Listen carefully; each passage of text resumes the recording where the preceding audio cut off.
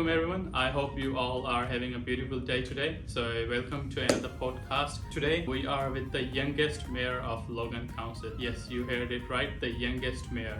So let me introduce you all to our youngest mayor, John Raymond. How are you? Very good, mate. Good to see you. Thanks for coming into the office today. No worries. Thank you so much for giving me your precious time. So just have a few questions for our viewers and your fans. The first question would be, how does it feel to be a youngest mayor? Like, you have a title for being a youngest mayor. How does it feel?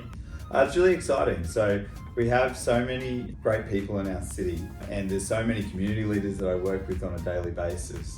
And for me to be able to put my hand up and say, hey, I think I would be a great leader for the entire city, and for people to trust me with that is a big deal. We are the youngest city in Queensland, so it made a lot of sense when I was speaking to people, and it didn't matter what age those people were. When I said we need a young mayor for a young city, they completely agreed with me, and at first I thought they would just be young people like yourself that were saying that, but it was actually our older residents as well. They said, yeah, we do need someone with the energy, the get up and go and the enthusiasm to take the city to the next level. That's brilliant. As recently I've been seeing you in different occasions, award ceremonies and events.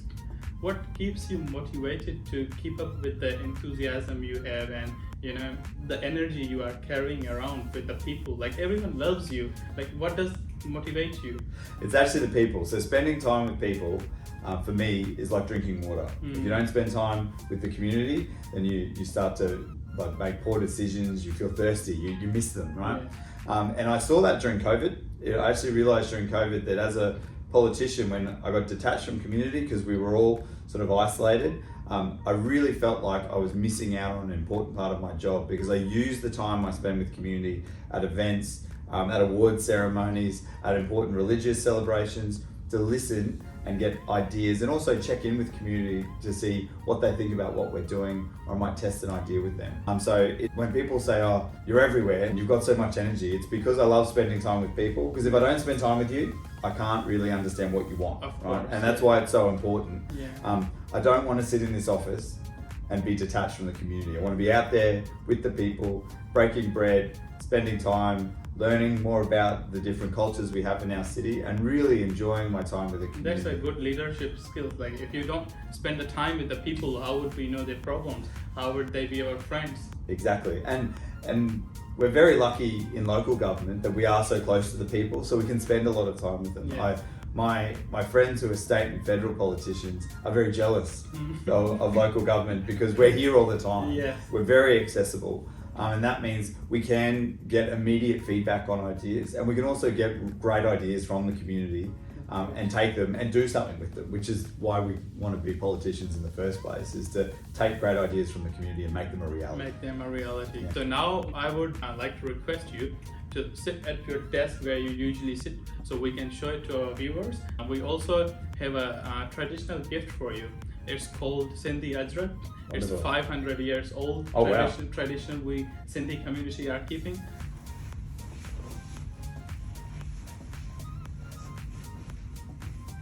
Thank you. It's good on you. Thank you. Appreciate it, Simon. Thank you very much. Sir, you recently had an election, so congratulations for winning. And is it easier or harder to manage a team, go and meet with people door to door, and convince them that you are the right candidate to vote for? So elections are really fun for politicians, because that's sort of like the big leagues, right? So when you're governing, that's the important work, and you build up over time to be ready for an election, because if you've done great things, it's really easy to talk to people about the work you've done. Course, yeah. So my mindset is always that I work hard every day, and so that when it comes to election time, it's not a mad rush at the end to prove that I'm worth voting for, because I can point to all the work I've done for years beforehand and say, this is why I'll be a good mayor.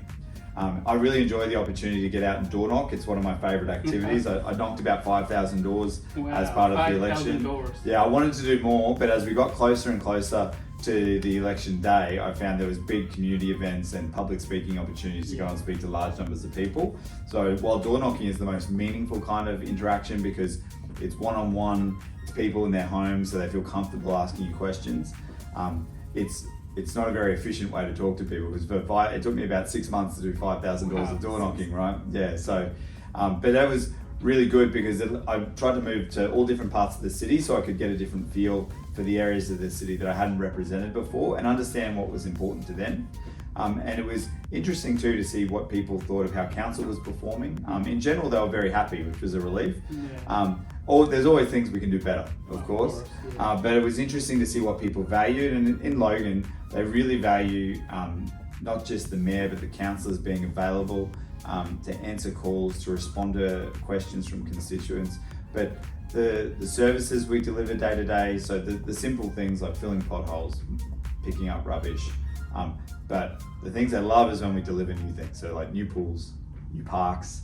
We've got a water park coming for Waterford West. That's really exciting. Brilliant. Yeah. So when you've done a lot of work, it's easy to talk about what you've done, but people then want to know from you what you're going to do in the future, which is where that vision piece comes from. And my entire campaign was about what the future looked like because I was tired of people talking about how hard it was in the past. Yeah. What I wanted to do was get everybody to look towards a brighter future for our city and really activate everyone to work together on that. Yes, of course. No, that's really brilliant. Like when people show their trust and love in you, and that's what we need.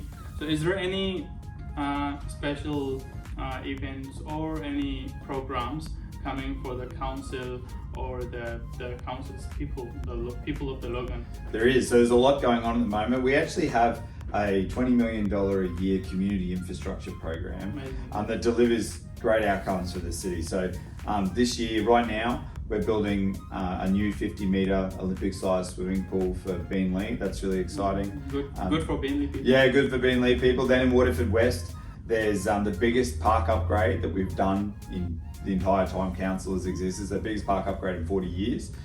So that's a water play area with a big adventure playground just on Chambers Flat Road. That's a $21 million park upgrade.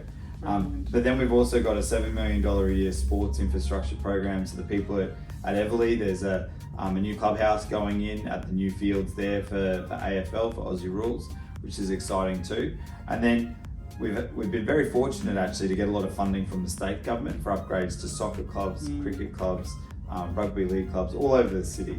And they're not big multi-million dollars, but they're all sort of $500,000 to $1.5 million programs, which is great. Yes. And very much needed because every week when people come to play sport in our city is on display. Yes. And we want our community to be proud. We want to put our best foot forward. So making sure those sports facilities are upgraded isn't just good for the kids who live here. Yeah. It actually shows other people that we've got nice things and that it's a good place to live, and then they come here. That's what I want. As you mentioned sports, do you like any sports?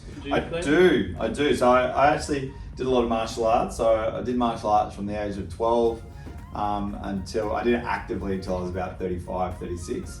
And then I still practice and train in my own time, but I don't go to a club anymore to train. So I've got black belts in Taekwondo, Hapkido, Hungar, which is a style of Kung Fu, and Kendo, which is Japanese sword fighting. But the sport that I watch and love for my relaxation time now is Aussie Rules. I enjoy all sports, so I watch a bit of baseball. I love cricket. Cricket's amazing. I love Test cricket. 2020 is good. I like 2020, but Test cricket I grew up on Test cricket, so I love watching it still. It's just hard to get the time. But when I had my business, I would listen to it on the radio, like in the car while I was driving around between quotes. So it's like part of my routine is in summer when cricket season is on. So yeah, I would say AFL and cricket are my two favourites. But I watch rugby league, bit of baseball, football, bit of soccer, and really, if anything's exciting and interesting, like my grandfather and my uncle are national rodeo champions. And I went to a rodeo on the weekend that was down in Jimbooma. So anything that people enjoy, I like being there with them. Yeah. But my love is for AFL and cricket. That's brilliant. So now Australia team is going to play World Cup in US and West Indies. So we hope for the best. That's right. Yes. Except when they play Pakistan, right? So as we've been supporting the sports club, which is really good. People who really love sports. So any future projects or any grounds or any clubs being made for the people living in council so they can get involved in sports more? There is. So we know that in Logan, some of the most popular sports are sports that require indoor facilities. Basketball, volleyball, netball. And so as part of the Olympics training opportunities that are coming, we've secured a 9-court indoor sports facility right here at Logan Central. And we're hoping to have that construction starting on that by 2026, delivered by 2028, earlier 2029. That will be the largest investment in a sports facility in our history. That's really good. The history of our city. It's really exciting. And we're hoping that it's needed. Irrelevant of the Olympics, it's needed. At the moment, we have 1 court per 27,000 people. That isn't enough, right? For a city our size that's growing so quickly with such a young population and such a diverse population, we really need more sports facilities, especially indoor sports facilities. So that's a really exciting development. But what I would love to see is that because we've got this new facility, we can secure an Olympic event for 2032. Course, so yeah. people in Logan can come down and watch an Olympic event in their own city. That would be amazing. That's what I'm pushing for. But I don't think we should stop there. There's huge opportunities, not just for indoor sports, but I would like to see us also have like a boutique stadium for like a rectangular sport, or maybe even baseball, something that will serve us well for the Olympics, but then the community can have as a legacy forevermore. That's really a good work you've been doing, especially for the sports person. Being a sports person, I love the person who does anything better for the sport. So thank you so much for that good work. In your career, in your childhood, who's been your role model? Who have you been following and looking up to? So as a child, it was probably like superheroes, like Batman, Spider-Man, and things like that, because they stand up for people. And as someone who was bullied, it was important for me to have an idea that there was heroes out there that would stand up for people who couldn't defend themselves. As an adult, I find I don't have one particular role model, but there's different aspects of different people in my life that I really look up to and appreciate.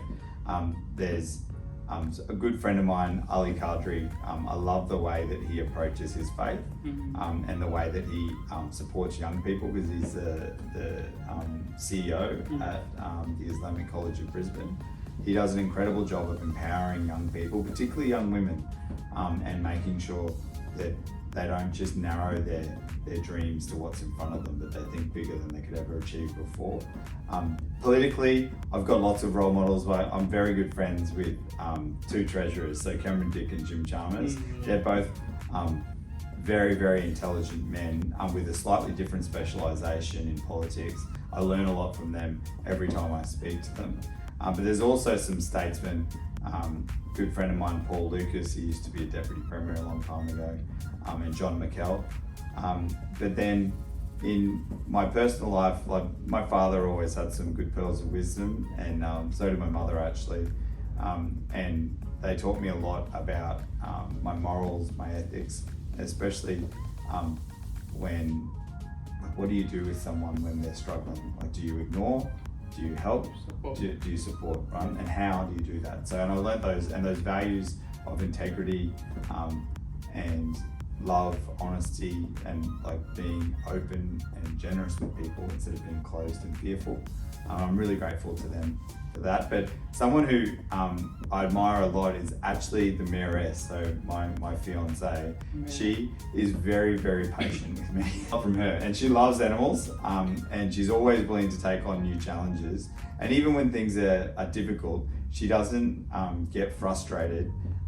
She just tries harder, and I've learned a lot from her, and I really appreciate her and I love having her in my life. No, that's really good. Like being a good life partner like you, who supports her partner. All the women, they really need a partner who appreciates their work. Well, I need partners like Ali, so it's very important. And so what about, when we say about a heroes, what about our Australian hero, Chris Hemsworth? He plays Thor. Oh yeah, he does. That's true. So any possibility of meeting with him in future? There probably is a chance. So one of my cousins is actually knows him and knows the family well, because he lived in LA for a while, and so and they move in a lot of the same circles.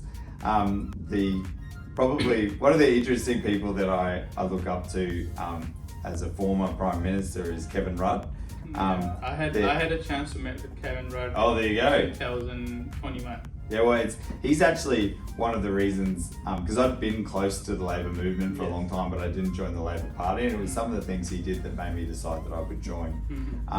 but he had a really a wonderful way of leading people and having like the courage of his convictions, which I don't think we see enough of in politics. Often it's about what's easy rather than about what's meaningful. And I'd much rather be a leader who people go, John will do what's important rather than what's easy, or he'll take on the big challenge and do what's right by the community instead of what's popular. And so ideally I'd like that to be both, but it doesn't always work that way. So, but yeah, it's interesting to see in your life. I find the right mentor comes at the right time. Yeah, like when you're struggling with something, of course. yeah, the world provides, like God willing. Yeah. The person that you need at the right time is there to give you great advice. And there's a good saying where success has many fathers. So when you're doing well, there's lots of people around you Supporting you. who will support you and give you advice. But the people that I really appreciate in my life are my close friends that I've had for a long time, that no matter how well I'm doing or how badly I'm doing, they're always there without judgment and without prejudice. They just love me and have me as a good mate. I really appreciate those guys. And I know it's mutual as well. We're there to support each other, and no one will ever see them, right? They don't have the limelight. They won't be standing on the stage with me, but they're all there beside me because they help make me the person I am today. No, that's really good to have a good friends and good role models in the future. And as you said, there might be a possibility meeting with Chris Hemsworth in the future. I would also request you to take me with you when you go. Sounds good. Yeah, because I really like Chris Hemsworth as well. Yeah. And if you go meet with him, I would want I'll let you know. Don't worry. Yes, please. If I'm meeting with Chris Hemsworth, if he comes to Logan, I'll bring you with me. Yes, we meet with him together. Yeah. That sounds good. What would you want to say about the people who have supported you throughout the election? So that one's really easy. So my mother always said to me that the two most powerful emotions you can express are love and gratitude. So to the people who supported me, thank you, and I love you. I won't let you down. I will work so hard for you, and I will make sure that I do you proud. So many people said to me, we're trusting you, don't let us down on election day. And it really built an understanding in me of how important the role is as a leader of a city.